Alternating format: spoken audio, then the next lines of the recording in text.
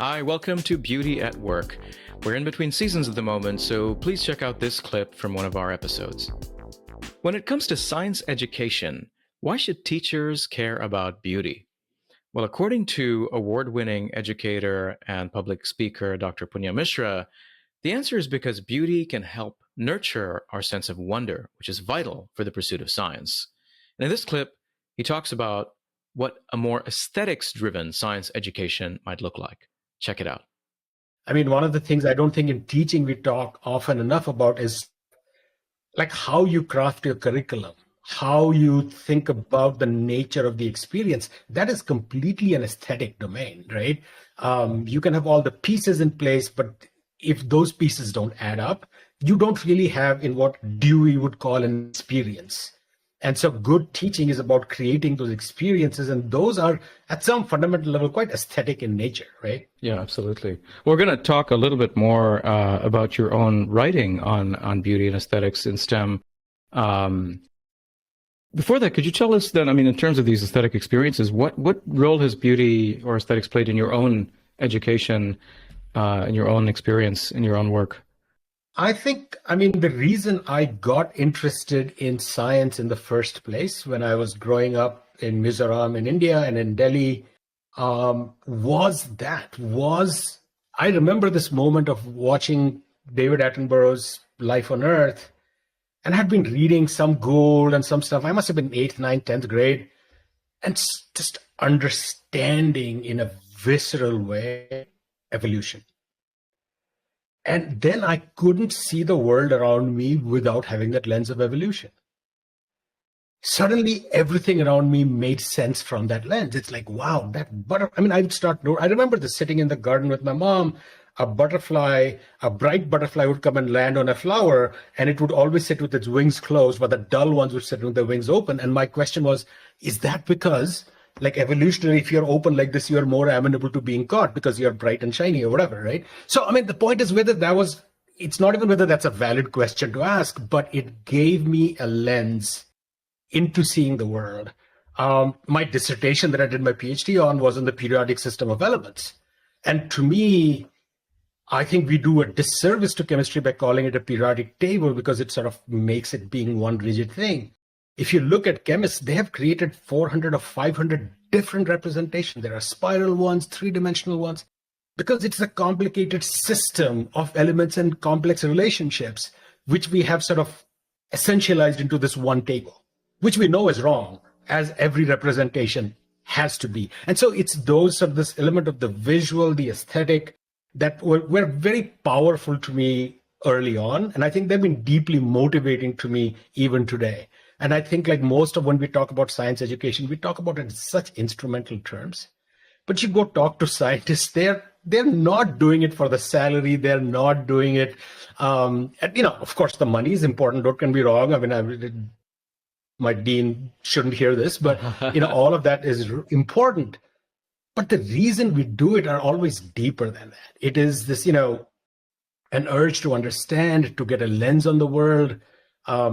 Alison Gopnik has this wonderful article, which the title of which I think I wish I had thought of that, but it's called Explanation as Orgasm. And, Oppenheimer has this great quote where it says, sex is for reproduction, but that's not why we usually do it. And so Gopnik says that evolutionarily as the species, we get a kick out of understanding things. And so that explanation, that understanding of seeing the world anew, I think is a very powerful thing. And that's a deeply emotional, aesthetic, personal thing. So I think that's really driven a lot of how I think about education and why I am sort of very critical of many instrumental arguments, for why we should be doing science or STEM or whatever you want to call it, because I think that these are among sort of the greatest creations of the human mind, that this little creature on this planet, I mean, if you look at those pictures from the James Webb Telescope, or forget that, I mean, you take your macro on your phone and look at a flower. I mean, that's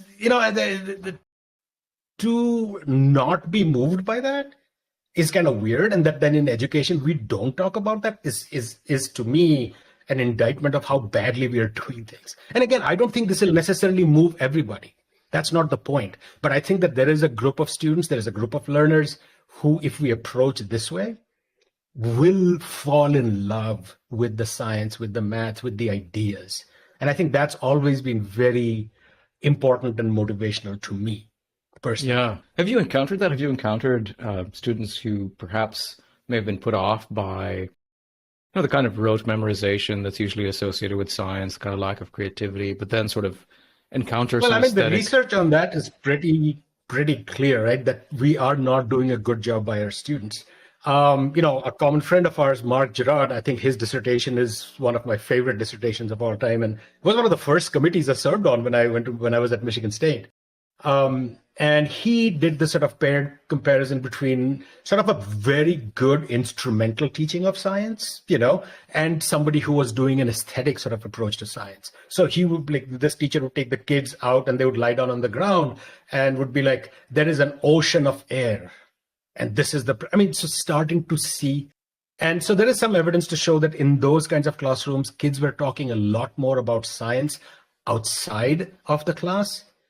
I don't know how old your kids are, but my kids are older now. But the standard conversation after every day of school was, what happened in school today? The answer would be nothing. It's the same here. Right? So that is so depressing. It's like, this is where your minds are supposed to be blown, right? Anecdotally, I used to have this project in Chicago public schools working with STEM educators there. And in order to bring this aesthetic element into teaching, we started this thing called the wow, or the world of wonder moment.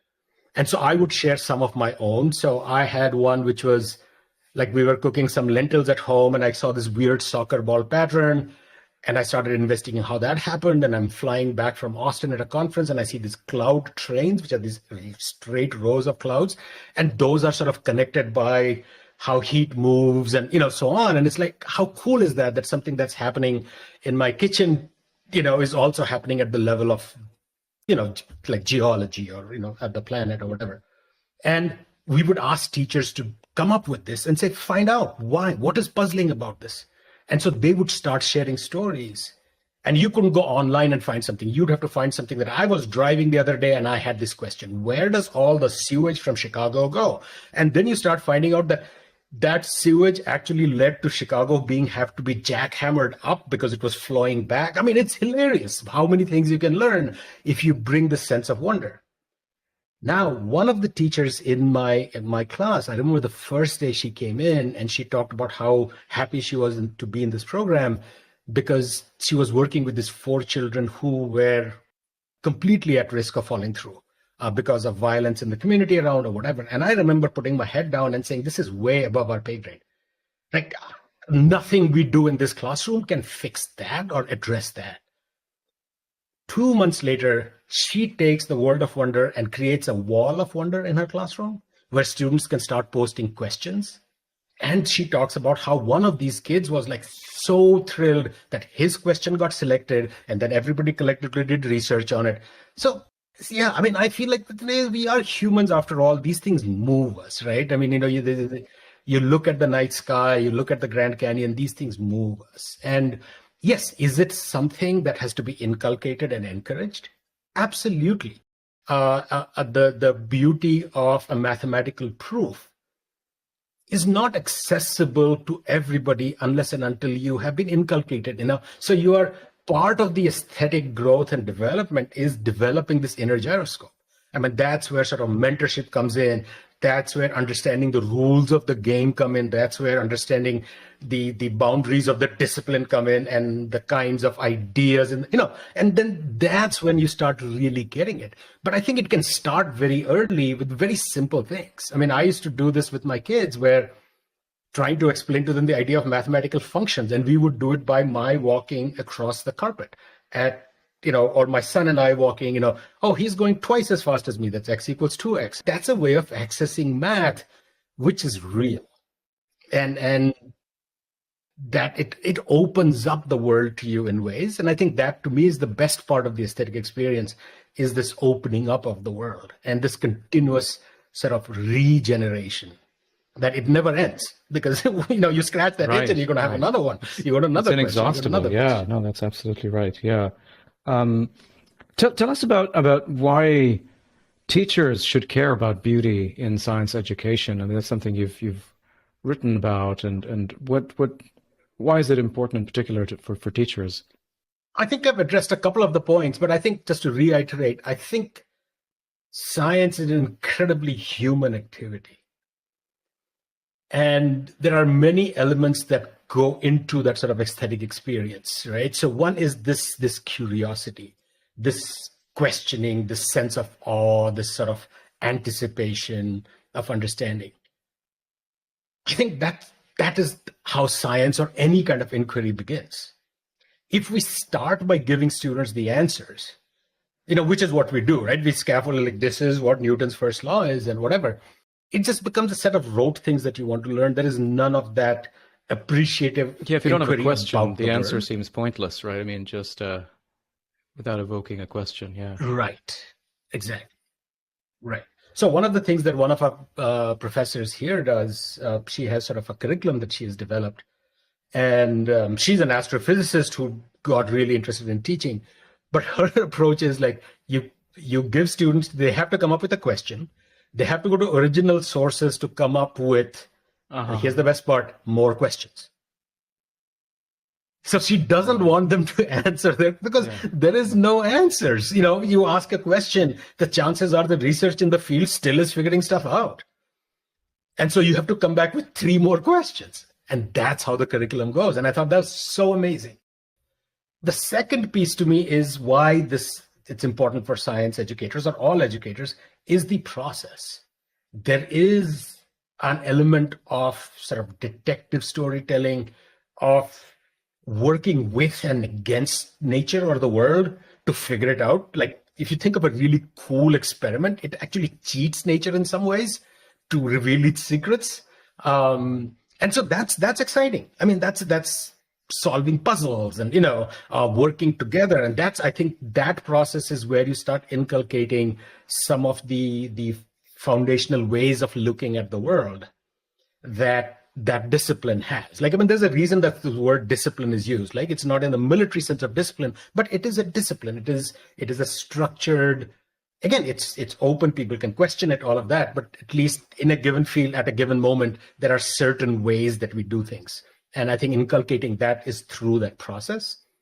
And then finally, if you get the answer, there is this, that's that explanation is orgasm bit, right? I mean, it's like, wow. And I mean, I remember reading Feynman when I was young, and there's this one diagram he has from Newton's textbook. And it's like the simplest geometry thing, but I couldn't understand it. I don't know why my mind just blocked. And then suddenly I remember the sleeping at night and I woke up, like lying in bed, and I just sat up like, shit, I get Kepler's laws. And did I discover it? No. This guy had done it hundreds of years ago. But that moment was real to me, truthfully, right? So I think it's the sense of like, I know something about the world that is so cool, that I think is super powerful. And now you see what happens is that you end up back with more questions, And so to me, in some ways, this model of aesthetic learning maps the scientific sort of method in some way. But I think has a lot of pedagogical potential because you're starting with curiosities, and then develop techniques to address that question. Like, what's a fair question in this, right? I mean, one of the things that I used to do with my teachers is like back up the envelope calculations. Is like, how much poop is generated by humans every day in cubic foot? How do you even start? Like, do you know the density of poop? No, we don't. Okay, can we make some ballpark guesses? It's a hilarious question, but you can go down some really interesting, weird math sidelines, but it's genuine in the sense you don't, but you have to make estimates and guesses. And so I think, so to me, that is why to be human is to be a scientist, is to be a writer, is to be a painter, is to be an artist, a musician. And I think that if we don't include these, we are doing a disservice to our kids. I think that's really really important to, yeah, to certainly, uh, I mean, I've been trying to think, it's just because, I teach as well, and I was just with my department yesterday, and we were trying to think through some of the challenges that we're facing with students in whom it's very difficult to generate that sense of wonder, the sense of curiosity, and we're trying to think through, like, are there emotional obstacles to, are there emotional prerequisites for learning, right? So what does it take to become curious? Because we typically think about, okay, here's what I want to, these are my goals for this course. This is what I want them to know at the end of the course. And then we sort of figure out a structure by which we will pace that dissemination of content. But we aren't really paying attention to the emotional journey and to the process of how questions emerge and what does it take to create those questions. So I think, yeah, I think what you're saying is really, really vital, for us, I think, in science education and beyond. Yeah, I think the thing here is that it's going to be different for each person. Like what worked for me wouldn't necessarily work for someone else, right? And so one of the things that I try to do in like these programs that I had, particularly with working teachers in the master's program, is multiple things. Because something's going to click for somebody, something's going to click for somebody else, right? And so the World of Wonder thing was 15 minutes in the morning. That's it. But for some people, it sparked a thing. And then others are like, oh, you could do a wall of wonder. Okay, I'm going to try this in my classroom. And they took it in a different direction. It's fine, right? But the fact that for after a long time, each of them became a learner because we forced them to. We said, you have to come up with something. You have to look at the world around you and come up with a question and then investigate it and come and report what you learned. You know, and so it would be like super interesting, like the things that would emerge from things, like just that open-endedness, plus having 15 minutes, no more than that. In like the design class I teach, I share some examples of good and bad design from the world that I've taken pictures of over the years. Things like doors with user manuals saying push or pull. It's like, well, who reads a user manual? A, and B, why should a door have one? And I make them go and take pictures and share. And they will, to a person, talk about how their relationship to the built world suddenly changes once they put that design lens on. And they start seeing it everywhere. They start seeing it in parking lots. They start seeing it in websites and processes for completing menus. They see it in water faucets. The number of examples we get from bathrooms and kitchens is amazing. Yeah. But that's the lens, right? I mean, that's a way of looking at the world as being built, and sometimes built well, sometimes built badly, and we just don't pay attention to it. So I think that's one of the biggest things of the aesthetic thing is this idea of attention and noticing. It gives you chances to notice and pay attention to things in the fullness of it. And, Csikszentmihalyi talks about this distinction between perception and recognition. And I think that very often what we do in school, we force this idea of recognition. We label thing a chair. The moment you see it as a chair, you don't see it for its heft, its weight, its texture, the way it leans back when you sit on it, how it feels. It's now a chair. But the moment what a designer does is sees the chair for all of these, he perceives, doesn't recognize. He sort of withholds recognition or has techniques to withhold recognition. And I think a lot of time what we do in education is that our goals become, by the end of the semester, by the end of the year, my students should be able to do the following, which you think is shorthand for they should be able to recognize. But curiosity and openness in some way demands that we focus on perception. Right? So there's this tension here. You want those disciplinary lenses to understand the world. At the same time, you want to be open up for the world to push back on these lenses and push back on your thinking. And that's a fascinating tension educationally, right? Is there a way in which you have to inhabit a discipline first before you can question it or before? But I think it can be done in authentic ways, in small ways, right? So, I had this whole argument with one of my friends who's a mathematician, and he was pushing back against some of these discussions about like all math needs to be authentic and we are spending too much time on la-di-da. And he says, oh, no, this is powerful. This is great, blah, blah, blah. And I said, something, I mean, it depends on how you define authentic. If you define authentic as being what, balancing your checkbook and just leave it at that, then that's a problem. But if you want to be authentic to the lived experience of mathematicians, then the aesthetic has to come into the picture, right? And so I think it depends on how you talk about the like, what is it that historians care about or economists care about? There is an aesthetic element to that. Beauty at Work is brought to you by Templeton Religion Trust. If you enjoyed this clip, go check out the full episode. And please take a moment to subscribe and leave us a review. It really helps get the word out about the show.